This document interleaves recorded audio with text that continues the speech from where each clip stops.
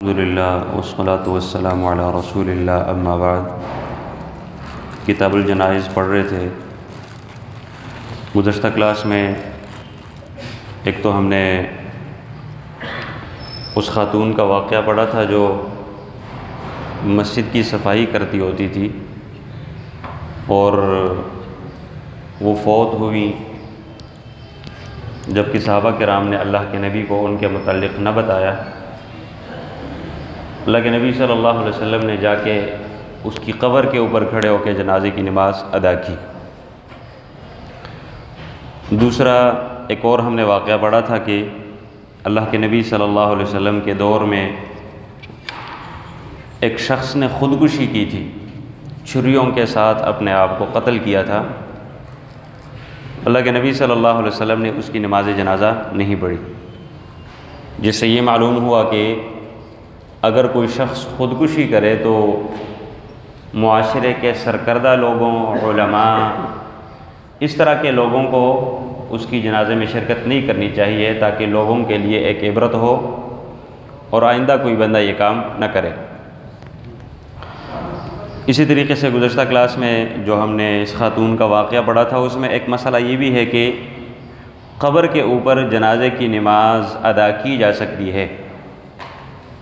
ایک اور مسئلہ یہ بھی ثابت ہوا کہ ایک میت ہے، اس کا جنازہ ہو چکا ہے، بعد میں آ کے دفنانے کے بعد کوئی شخص آ کے جنازہ پڑھنا چاہتا ہے تو دو مرتبہ جنازہ پڑھنا بھی درست اور جائز ہے، اس میں کوئی حرج والی بات نہیں ہے۔ ایون کہ قبرستان میں جا کے قبر کے اوپر کھڑے ہو کے بھی پڑھ سکتے ہیں۔ آج ہم حدیث نمبر 552 پڑھیں گے۔ وعن حذیفہ رضی اللہ تعالی عنہ، حذیفہ بن یمان رضی اللہ تعالی عنہ سے مروی ہے،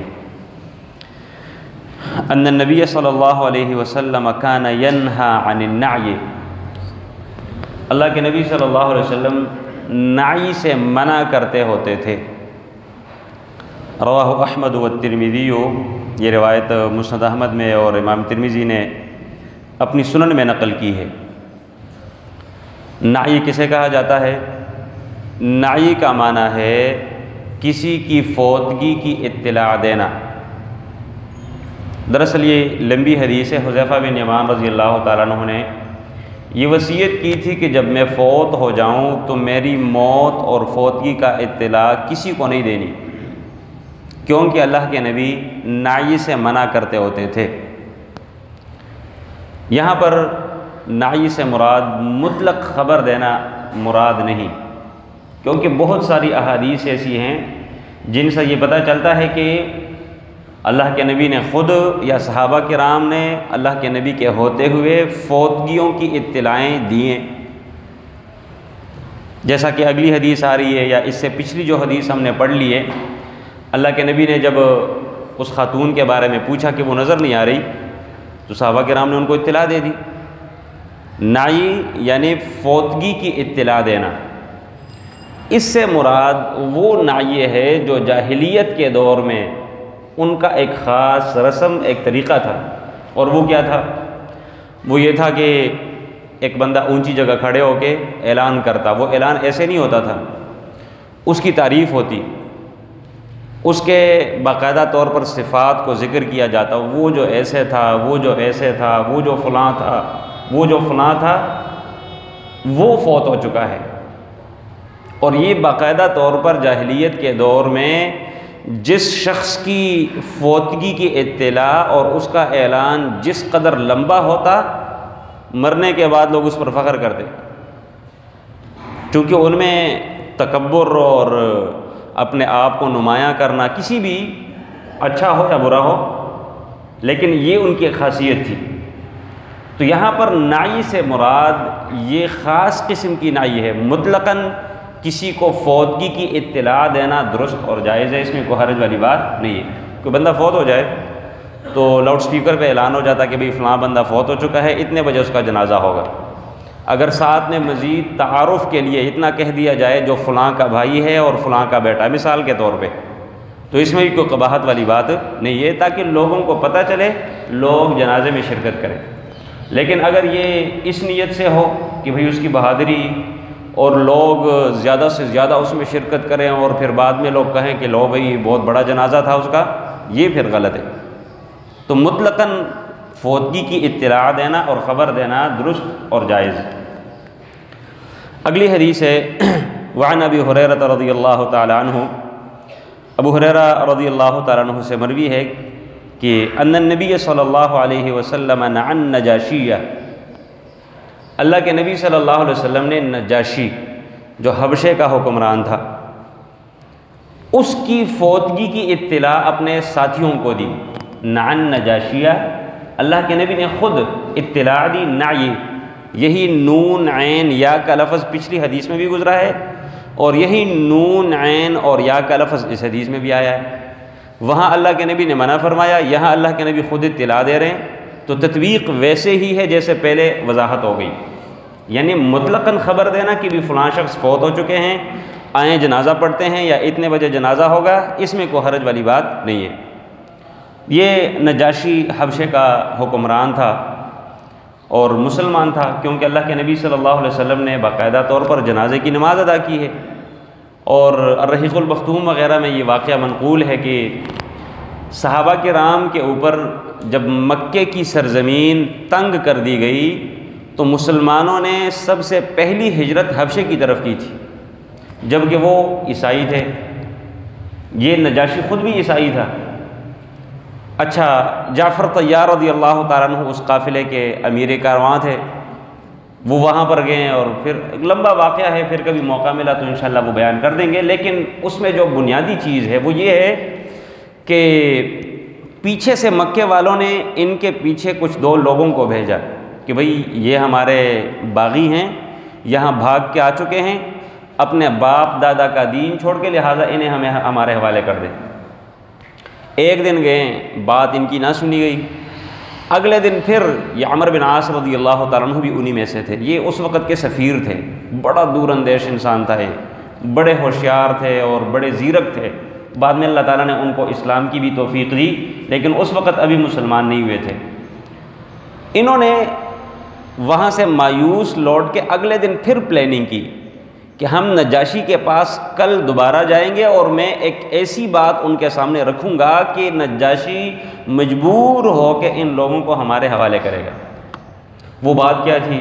وہاں جا کے تو اگلے دن پھر نجاشی سے کہتا ہے کہ یہ جو لوگ ہیں نا، یہ مت سمجھے کہ ہمارے باپ دادا کے دین کو چھوڑ کے تو تمہارے دین میں داخل ہو چکے ہیں، ایسے بھی نہیں ہے، بلکہ ان کا عیسیٰ علیہ السلام کے متعلق بھی بڑا عجیب نظریہ ہے۔ نجاشی نے دوبارہ سے ان کو بلایا، تھوڑے سے سہم گئے تھے، ڈر گئے تھے کہ پتہ نہیں کیا ہوگا۔ قصہ مختصر، انہوں نے یہ فیصلہ کیا کہ بولیں گے سچ، جو مرضی ہو۔ وہاں جا کے اس نے پوچھا کہ بھئی آپ کا عیسیٰ علیہ السلام کے متعلق کیا عقیدہ ہے؟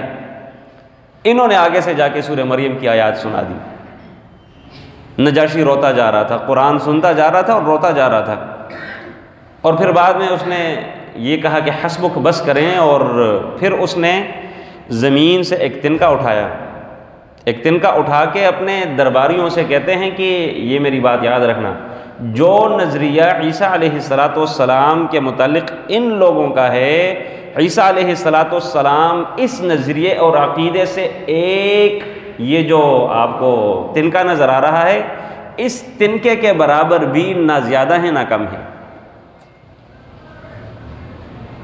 تو جب نجاشی فوت ہوئے تو اللہ کے نبی نے صحابہ کرام کو خبر دی، فی الیوم الذی مات فیہ، جس دن وہ فوت ہوئے، وخرج بہم الی المصلی، اللہ کے نبی نے صحابہ کرام کو عیدگاہ کی طرف ساتھ لے گئے، ان کو نکالا اپنے ساتھ کہ چلتے ہیں، فصف بہم، باقاعدہ صفیں بنوائیں صحابہ کرام کی، خود آگے کھڑے ہو گئے، وکبر علیہ اربعہ، اور اللہ کے نبی نے 4 تکبیرات کے ساتھ ان کی نماز جنازہ ادا کی۔ متفق علیہ، یہ روایت بخاری اور مسلم کی روایت، اس میں بہت سارے مسئلے ہیں۔ ممکن ہے کہ کچھ لوگ یہاں سے یہ استدلال کریں کہ دیکھیں اللہ کے نبی صلی اللہ علیہ وسلم مدینہ میں ہیں اور نجاشی حبشے میں ہیں، اور وہاں جا کے اللہ کے نبی کو پتہ چلا کہ آج نجاشی فوت ہو چکا ہے، پتہ چلا نا عالم الغیب ہیں۔ سمجھ آ رہی بات کیا نہیں؟ اس طرح کی احادیث سے باقاعدہ طور پر وہ کیا کرتے ہیں؟ استدلالات کرتے ہیں، جبکہ یہ دلائل بالکل غلط ہیں، من گڑت استدلالات ہیں۔ اللہ تعالیٰ نے قرآن میں اپنے نبی سے کہا، قل اے پیغمبر ان لوگوں سے کہہ دیجئے گا، لا یعلم من فی السماوات والارض الغیب الا اللہ، اللہ کے علاوہ غیب کا علم کسی کو نہیں۔ اب اللہ کے علاوہ جبریل بھی اللہ کے علاوہ ہیں، محمد صلی اللہ علیہ وسلم بھی اللہ کے علاوہ ہیں، ابراہیم بھی اللہ کے علاوہ ہیں، موسیٰ عیسیٰ بھی اللہ کے علاوہ ہیں علیہم السلام۔ تو جو کوئی اللہ کے علاوہ ہیں انہیں غیب کا علم نہیں ہے۔ اب سوال یہ ہے پھر انہیں کیسے پتہ چلا؟ اللہ اکبر، بڑا سمپل سا ہے، اللہ کے نبی صلی اللہ علیہ وسلم کو وحی کے ذریعے بتایا جاتا ہوتا تھا۔ اللہ کے نبی کو بتایا جاتا، جبریل آ کے ان کو بتاتے، اللہ تعالیٰ پیغام بھیجتا کہ بھئی یہ کام ہوا، ایسے کریں۔ تو لہٰذا اللہ کے نبی صلی اللہ علیہ وسلم نے اپنے صحابہ کرام کو نجاشی کی فوتگی کی اطلاع دی۔ ایک تو یہ مسئلہ ثابت ہوا کہ فوتگی کی اطلاع دینا درست اور جائز۔ دوسرا ایک بنیادی مسئلہ اس میں یہ ہے، جنازہ کی نماز میں اللہ کے نبی نے 4 تکبیریں کی۔ ایک اور مسئلہ اس حدیث میں یہ بھی ہے، اللہ کے نبی صلی اللہ علیہ وسلم نے غائبانہ نماز جنازہ ادا کی ہے۔ غائبانہ مطلب نجاشی کی میت سامنے پڑی نہیں تھی۔ یہاں سے علماء یہ استدلال کرتے ہیں کہ غائبانہ نماز جنازہ درست اور جائز ہیں۔ کچھ علماء یہ کہتے ہیں کہ مطلقاً ہر کسی کا تو نہیں کر سکتے، البتہ ایسا کوئی نامی گرامی ہو، جیسے نجاشی تھے، حکمران تھے، بہت اونچی ان کی شان تھی، یا کوئی بڑا عالم دین ہو مثال کے طور پہ، یا کوئی بڑا مجاہد ہو مثال کے طور پہ، اس کا اگر غائبانہ نماز جنازہ ادا کر دی جائے تو اس میں گنجائش موجود ہے۔ بہرحال غائبانہ نماز جنازہ اللہ کے نبی سے ثابت ہے، ہر کسی کا ہو یا نامی گرامی کا ہو وہ ایک الگ بحث ہے، اس میں ہم نہیں جاتے۔ تو اللہ کے نبی صلی اللہ علیہ وسلم نے غائبانہ نماز جنازہ ادا کی ہے۔ سبحانک اللہم و بحمدک، اشہد ان لا الہ الا انت، استغفرک۔